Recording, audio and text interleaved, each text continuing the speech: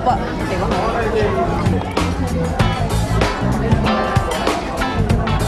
Ito po yung may iced tea. May iced tea? Lemon Opo. butter po. Lemon siyang butter, lagyan ng pero ang twist niya po may iced tea. May iced tea. Halos ko lasa na ng buttered, buttered namin dito. Wow. Isa sa specialty din namin yun. Sarap, no? Sarap. Para bang nagbi-blending yung iced tea doon sa sourness. Apo.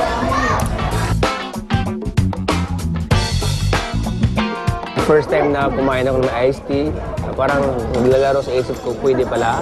So meaning to say, kayang-kaya nyo nang laruin yung mga menus, na pwede na kayo mag-innovate, pwede nyo nang ipapalaot yung inyong mga natutunan. Paboritong traditional Visayan dish naman ni Chef Christine na sinuglaw ang inihain ng Blue Team. Pumatok naman kaya ito sa kanyang panlasa. This one po is the sinuglaw. In Bisaya, sinugba and kinilaw. It should be mixed together but hindi na namin minix po kasi baka yung bata ayaw niya ng kinilaw. Favorite ko yan. Tingnan nga natin kung okay itong sinuglaw.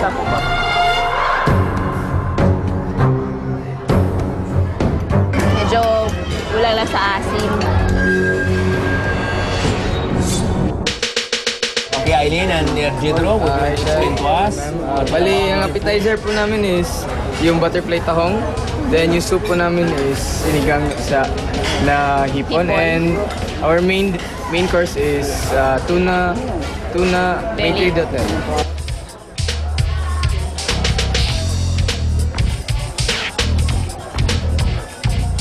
You know, we are from Davao City. Kaya yung amin pong ma'am, yung amin pong fish doon talagang, yung tuna namin is very fresh. You can have it kung anong klaseng cut na gusto mo. Kaya pala kanina, sabi niya, "Hello, Tuna, you are my kababayan." When you're so familiar with the dish kasi, mas madali lang siyang gawin. And it's very hard to experiment, di ba? So, at least ito, we always do this kind of fish at home with the family. Na-enjoy naman nila. Masarap. Well, so far, only the sinigang, most especially the shrimps. But if you are talking about sinigang, dapat last minute you have to drop. Kasi pagka ganito, although masarap hindi na hindi masarap. Kasi wala na kayong kain. Kasi katulad nito, pagka umano yung ulo niya, ganyan, dapat mamula-mula pa yan. Kasi pag 10 pieces na sobra, ibig sabihin overcook. Overcook na siya.